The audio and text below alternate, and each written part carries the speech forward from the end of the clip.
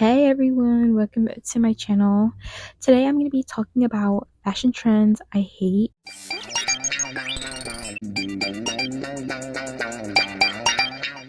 So before beginning, I just want to say I don't hate the concept of fashion trends. There are just some trends that are not my cup of tea, which is what I'll be talking about.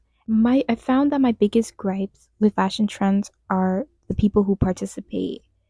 They sing the praises of a lot of these trends and then go on to, quote, de-influence, unquote, the item after and slander the trend. And don't get me wrong, there's nothing wrong with taste changing. I look back at things I liked 6 months ago or even a year ago, and I will cringe because my opinions and taste have changed.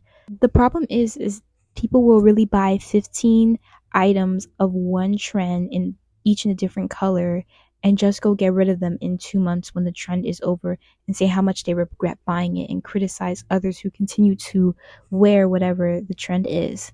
And that really pisses me off because I feel like this is indirectly calling people poor or slandering people who just maybe like an outfit or can't afford to get rid of it. Not everyone is able to pay for trendy clothing that they will not like in 6 months and throw out and add to the fashion landfills all around the world.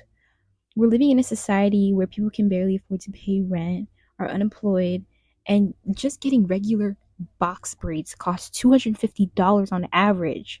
It's safe to say that people are not really looking to wear what's in right now just to throw away. People often use fashion and trends as a way to segregate the working class who is just trying to get by from the upper class and shame those who are not conforming to fashion standards set in place.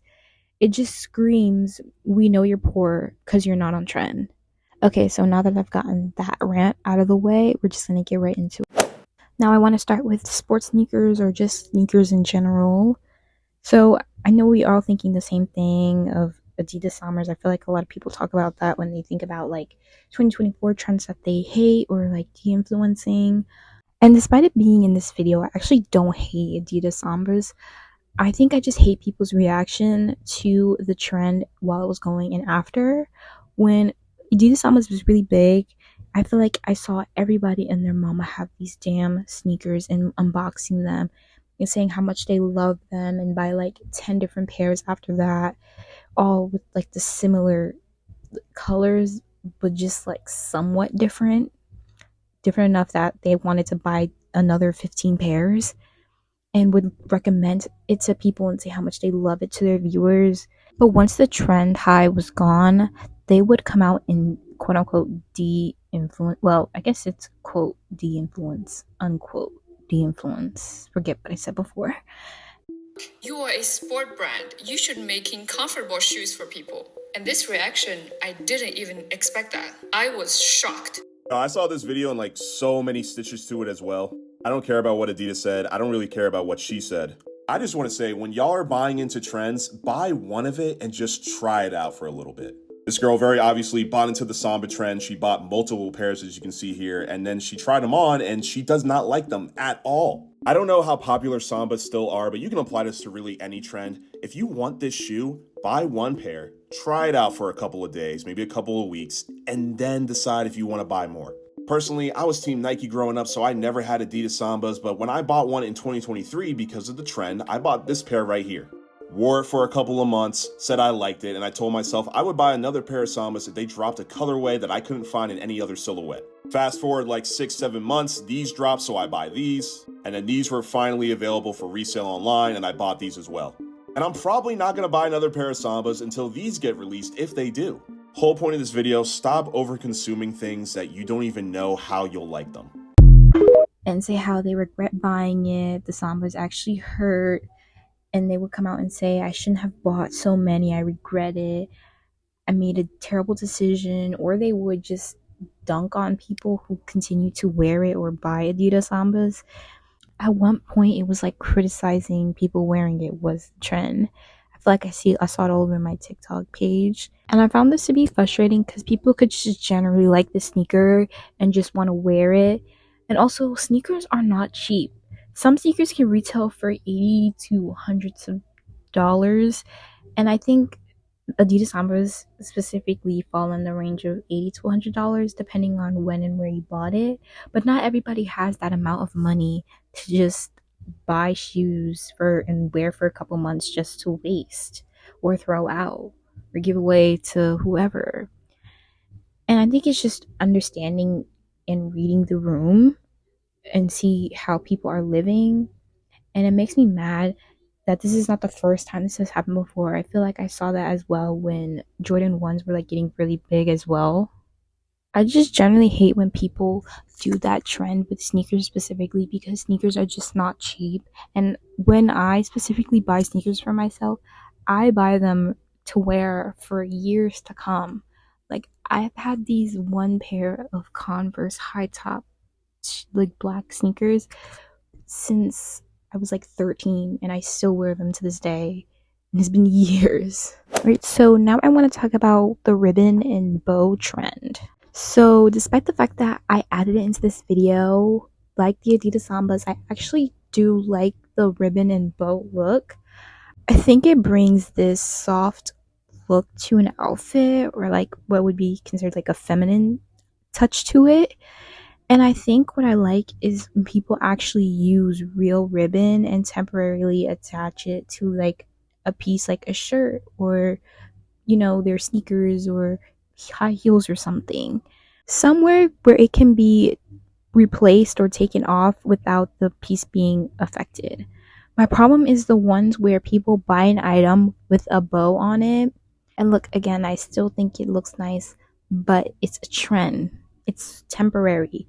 People are not going to be wearing these outfits that they buy a ribbon glued on there in 6 months. What I think is going to end up likely happening to people who buy these outfits with the ribbon already in place is they'll buy it typically from a fast fashion brand because it's cheap, and again they know they're not going to wear it long term. So then after, they'll take a couple photos, show it out in the town, and then they'll throw it into their closet until they do a closet cleanup, and they'll see if they can take the bows off to continue to wear the outfit, but might think it's too much work, then toss the outfit altogether. And that really frustrates me because, again, going into a fashion landfill, and I know this is not a secret, this is what really people do, but like, come on, really? Like, it's just temporary. And bows are like, ribbons are not that cheap. You can literally go to like the 99-cent store or something and buy like ribbon to cut and do it yourself, and like go on TikTok or like Pinterest or something and learn how to tie it yourself on your clothing for cheap, for real cheap. But that's what people do. All right, so now I'm gonna get into the fringe cowboy look. I think that fringe jackets are kind of ugly, no offense. I know that's kind of a crazy take because I think when Pharrell Williams was the creative director, he used to do a lot of cowboy looks and takes on some of the Louis Vuitton pieces. And some of them were nice, don't get me wrong. But I think a lot of country looks are just not my forte, and I think it has to do with the fringe jacket. The only time I've ever seen a fringe jacket that I actually liked is actually during the Louis Vuitton, one of the Louis Vuitton shows. I think a celebrity came in with a fringe jacket to match the cowboy aesthetic, and I found it to be really cute. I'll try to clip it in. I forget which celebrity it was. It's not coming to my mind. But that was really cute. And I also think it's also an interesting time for cowboy aesthetic because Beyonce just came out with Cowboy Carter not too long ago. And I think from that, cowboy aesthetic has died down a little bit, but it will definitely resurge again when she obviously comes out with her tour and she starts touring. And it's going to be a whole Renaissance era all over again where at that point, like, chrome was really big, and that same thing's gonna happen to the whole country look. But overall, I think the aesthetic kind of makes me weird and upset, which is so crazy to say because I do own cowboy boots, but I feel like cowboy boots are kind of easy in the sense that like you can wear cowboy boots and not have a cowboy look. funnily enough. Okay, so now I'm gonna get into pattern clothing or like print pants of some sort. So when I think of pattern pants and like shirts and everything, it just really reminds me of 2020. You know, when everybody was like tie dyeing their outfits, their sweatpants and stuff, and wearing really swirly and bright pants. I feel like you guys know what I'm talking about. Those like bright green Shein pants with swirls. If I find it, I'll put it up.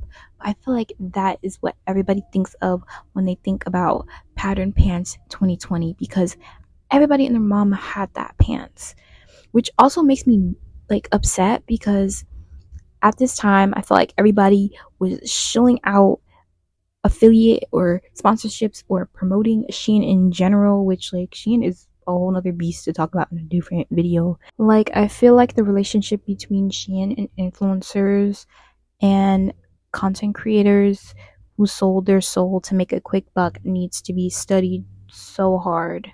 But anyway, these influencers and content creators would be promoting them in exchange for obviously like some monetary gain or some benefit like free clothing and everything, and they would all be promoting this.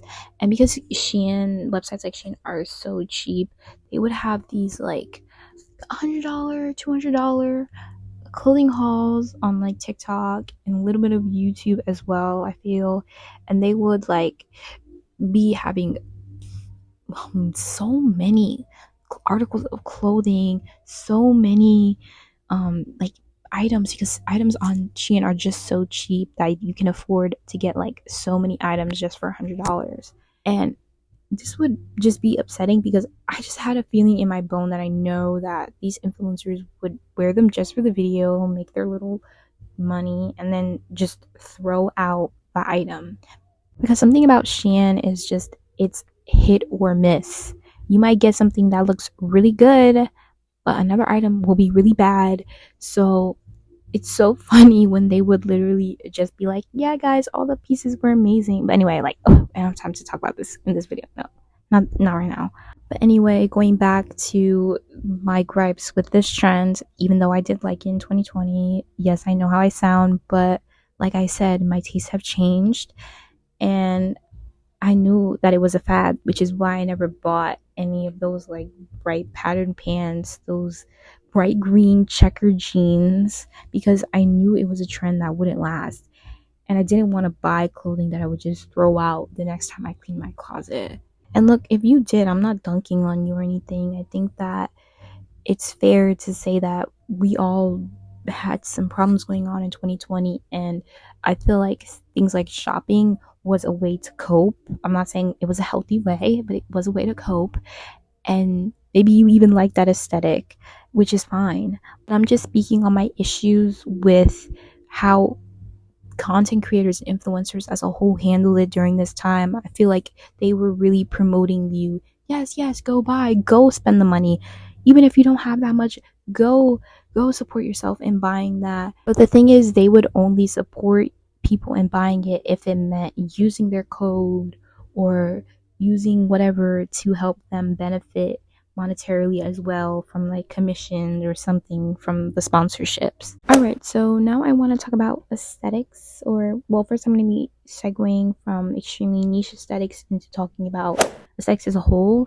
And my issues with extremely niche aesthetics are they're kind of like, don't get me wrong, I think that it's important for people to want to express themselves in clothing. I feel like I've mentioned that before, where I personally like when I see people trying out different outfits, coming out with different aesthetics.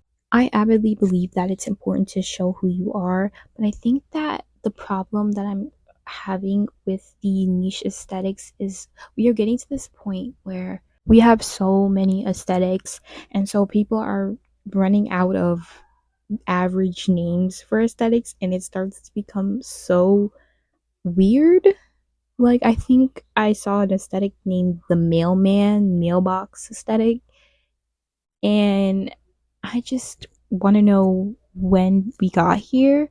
Like, I'll try to put a clip in, but I saw this TikTok of this content creator showing all the different aesthetics, and there were just some weird or like I don't want to say weird, but like unusual names for them.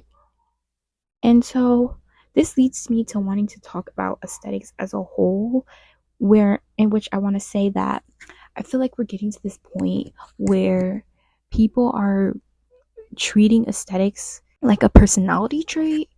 A while ago I saw a content creator talk about how aesthetics have really gone big. I'll try to add them in here, but they basically talked about how we're living in this era where people are unable to afford to have a third place that's not work and home and school and everything to just unwind. There's no free place to go do that.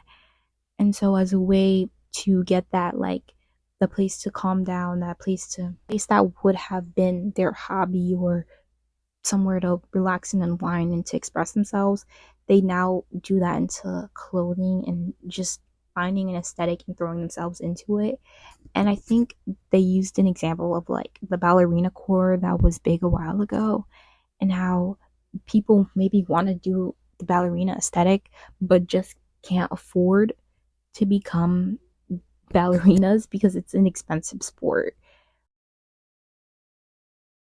Listen, I've been seeing so many TikToks of people being like, social media, TikTok has completely killed personal style.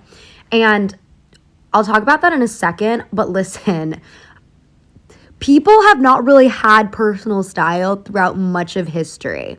And this is not like a read, or I'm not trying to shade anyone in particular. That's just the reality of history. Many people just didn't have personal style. Like, they were following trends that were set by brands, by the media, by celebrity culture. In the late 2000s, all my friends and I, we were wearing those like camisoles layered on camisoles. We were wearing skinny jeans inside boots. Like, everyone was kind of wearing the same thing. What I think people are actually annoyed about is the idea that people are conflating what they wear with a certain personality type. You don't just wear Uggs anymore because they're trendy. It's like Uggs are so coquette, off-duty ballerina, Russian winter girl core. And I think those kind of labelings are what annoy people, not the fact that like a lot of mostly women are choosing to wear Ugg boots. By the way, I do think people are annoyed by trend hoppers who jump from trend to trend to trend all within like a quick succession, because overconsumption is annoying, but that's like not what I wanted to focus on for this video. But yeah, I do acknowledge that. And this is very much a symptom of like late stage capitalism, where so many of our activities revolve around spending money. Like the lack of third places. We don't just like chill in diners and bars now where drinks are cheap. Like, drinks are super expensive. Food is super expensive. The most well-maintained restaurants, cafes, bars, or whatever are in expensive areas, or they're far away from where we live, and so therefore it's expensive to pay the gas money or to get an Uber to those places. A lot of people don't have hobbies or interests anymore because things are expensive. So instead, they invest in an aesthetic, a style aesthetic that embodies the type of hobbies and interests that they themselves would like to have or to be a part of. I saw that with a lot of girls who were in the ballet core aesthetic. It was like many of the people participating in this aesthetic never did ballet, nor were they currently taking ballet lessons. But it's like they would have liked to have taken ballet as a child, and they would like to do ballet lessons, but ballet is expensive. So it's like we pick things that we wish we could do and we wish we could have access to. But instead, because though actually having access to those things are expensive, we buy on like Shein or other ultra fast fashion stores the signifiers of those hobbies and interests that are expensive. I just feel like I see so many like how to find your personal style, or like ways to find your personal style advice TikToks from people who are very fashion oriented. And that's fine. That's good advice for other people who are fashion oriented. But again, many people are not fashion oriented, and they're using fashion and style as a sort of like band-aid for things that they are lacking in their life. Because at the end of the day, fashion has always been tied to identity and to community. And with all the subcultures in the 20th century, those subcultures had a specific uniform as a way to like identify members within that group. And so it makes total sense to me that people are looking to dress in a certain way, not necessarily because they're like so obsessed with having a personal style or with, you know, creating fashionable outfits, but more because they're looking for a community of people to belong with. And in our time of so much like isolation, so much work, and so little time to like cultivate actual hobbies and to actually make like real friends, I think it's really less of like a no one knows how to create their own personal style anymore, and more of like people just don't have the motivation or the capability to make real communities because of infrastructural systemic obstacles. And so they'll just take the win in another way of just dressing like a ballerina because it's cheaper. It's cheaper than actually becoming one. I think it's kind of sad because it shows how we're just living in a distorted society where nothing is free. To quite literally do anything, you have to have the monetary resources, which is very impossible for the average American. Like, I feel like to leave my house, I have to pay $20. Breathing costs another 10. We are often told that it's fine to not have a hobby. It's fine to not have these things because just work, okay? Have your full-time job and then just do a side hustle. Do a side gig where you can make more money. That's good. That's great. Just be a ever-working capitalist machine that gives in to the system and keeps on working. We love that. Continue, please. And it's so depressing because, and it's so sad because people actually do this. Like, they have to. They have to in order to feed their mouths, to feed their families' mouths, to pay their bills, just to quite literally put a roof over their head. They have to do these things, and it's depressing because they never have time to explore the things that they want to do. And so the best way they can try to do it is to express it through their clothing, which I can recognize already is very much a privilege because not everybody is even able to buy clothing to express themselves. I think all of this is just to say that people who are taking part in these trends may not even necessarily want to be dressing like this, or may somewhat like the aesthetic in the outfit now, short term, temporarily, but in like a year or so, they're going to be like, actually, I don't even like this. I don't even want to be in the ballerina core look. Maybe I'm gonna try and go for the jersey look where you look like you're into sports. And I think this is the time where people need to just take a step back and reevaluate how they feel about what aesthetic they like and don't. Because it's okay to desire to do something but not necessarily want to wear the outfits that go along with it. And I think that it's absolutely okay for you to change your mind. Anyway, enough of that rant. Let's go on. So some honorable mentions that I want to talk about really quickly are the rouge tops or rouge look. I think that they look nice, but they are kind of a little cheap looking, and I think that people have gone too extreme with them. I have found some that I really like. Like, I saw some rouge tops with jerseys on it. I think they are really cute, but I feel like, again, like everything else or most things on this list, it's quite literally just a trend. Like, we won't be seeing this in like 2 months. Okay, so actually it was just one honorable mention. I don't know why I said multiple. I literally just wanted to express my opinion with the rouge top. So but I just hope you guys enjoyed that. I think looking at my notes now, I'm realizing I really don't have any issues with a lot of the trends that I mentioned now. I would generally wear some of the things that I mentioned.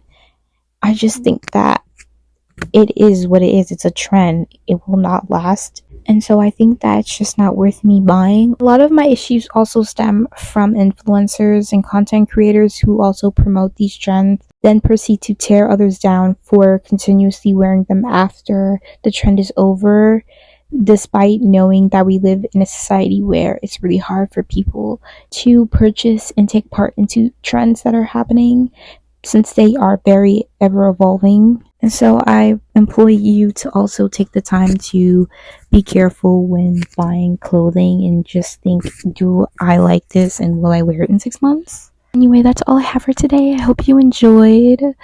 Subscribe if you want, like if you want, check out my other videos if you want. XOXO, more to come soon. Bye.